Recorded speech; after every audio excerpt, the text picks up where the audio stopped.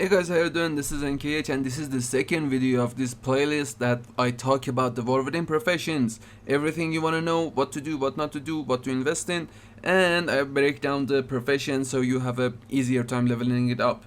So this is the second video and we're talking everything about knowledge points, the list of every source that you can get knowledge points from, what's already in the game, what might happen, and what my thoughts are on the matter. So if these stuff are for you, why not push the sub button and just check the channel for the other videos that concern the professions, because I don't know when you're watching this. And like the video while you're at it. So let's get to it. Okay, so let's start with the most obvious one, and it's the weeklies. Now, if you see on the screen, I have the skinning one available to me and the leatherworking one not available to me. That's because my skinning is at 100 skill and you need it at 50 for the weeklies to be available, and I haven't skilled up anything on my leatherworking. So make sure to level up all of your professions to 50 at the first week and get the weeklies. These trainer weeklies are really easy to do. They're mostly turn-ins. You can buy stuff and then turn them back to the NPC and you get 3 knowledge points for each of them. Now, okay, so there's a second weekly, and this one is a little hard to do because you have to fulfill work orders for this. Now, usually it's 2 work orders or 3 work orders and the quest is complete and it will award you 3 knowledge points. But this is going to be a little hard to do in the first weeks because not a lot of people are ordering work orders at the first week, and it's a must do. You have to complete this quest so you won't fall behind on other crafters. But there's a workaround, and that works on dragonflight. I'm not sure if it works on the war within. The workaround is like this: you go to the crafting orders and send an order from your alt to the guy that's making the gear, and it will count toward the weekly and will complete the quest. Now, it's really simple to do. You just come to the crafting orders NPC, find the cheapest item that you can, and usually for the leatherworking it's the cuffs, and you just send it from your alt to the guy that can craft it as a personal order, and it will work like a charm. I cannot be sure if it works on the war within, seriously, but it worked in dragonflight and I bet that it can work on the war within. But I will let you know in a later video if something changes, so make sure to have the channel subbed. And well, that's it. You got 6 points each week for each of your professions. Let's go to the next one.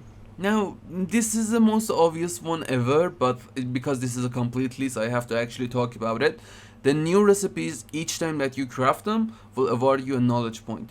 I mean, like here in the leatherworking, each one of these recipes that you craft for the first time, and you can filter that here, first craft bonus, it will show you all of them, will award you a knowledge point. Now, this is going to be really hard to do because the math's going to be expensive at the beginning, so make sure to be worth it. I mean, there are some mats that's going to be like very expensive, and 1 knowledge point at the beginning might not be worth the gold.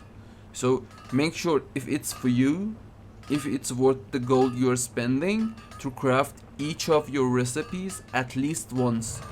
And even if you are seeing this video at a later date, like a month after the war within launches, make sure to just craft every recipe for the first time. That knowledge point is massive. That's gonna help you get ahead a lot. But it's the most obvious one. So let's get to the treasures.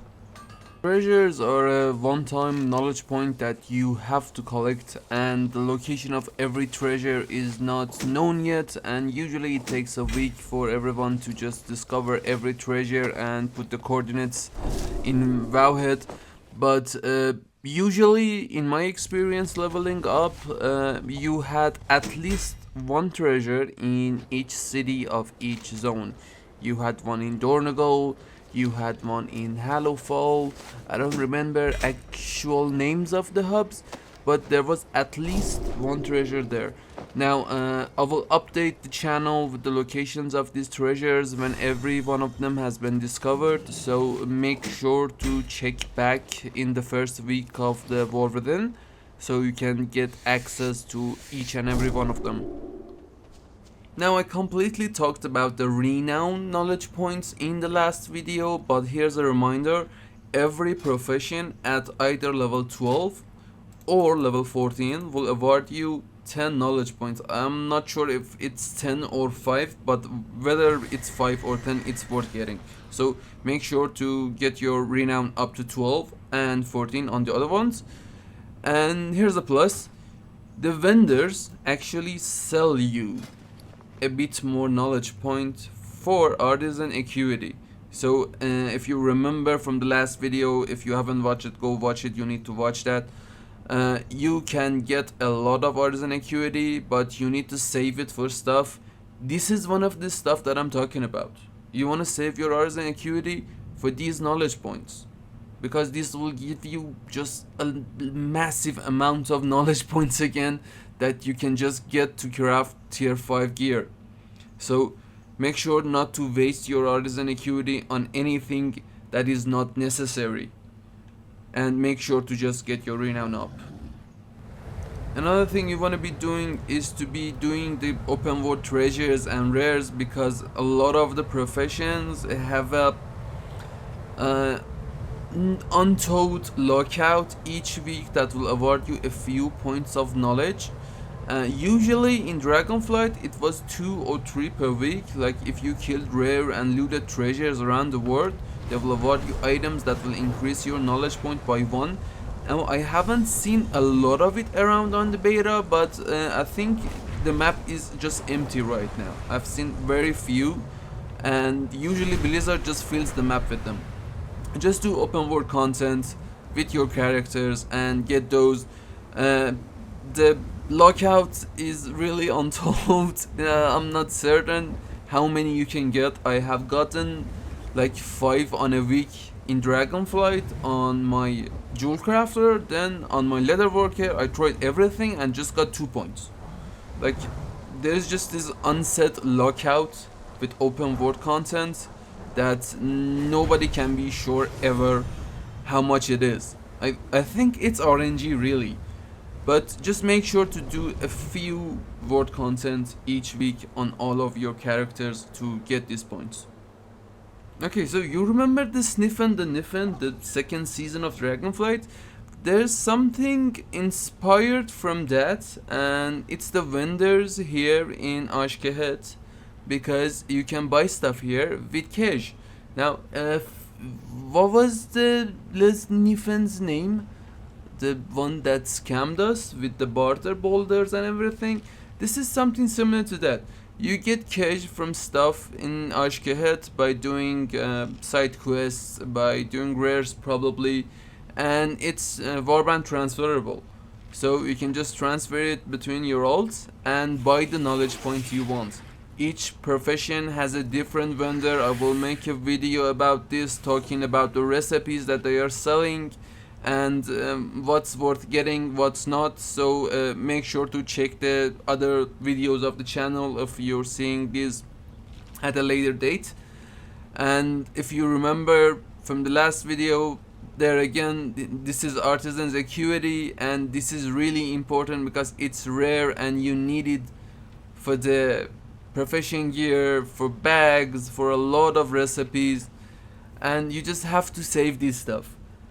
So I hope this is helpful to you, and this sketch is not really complete. I have gotten around 250 on this character and a few more on the other characters, but when the sources of this currency actually gets revealed, I will make a video how to best farm cash, so you can get an easier time just farming it and buying all of these recipes. But as of right now, it's unbeknown to me, and I have no idea how to best get the cash. But the thing is, these vendors and each profession have one somewhere around this city, and it's a massive city, will sell you knowledge points, and you want those knowledge points.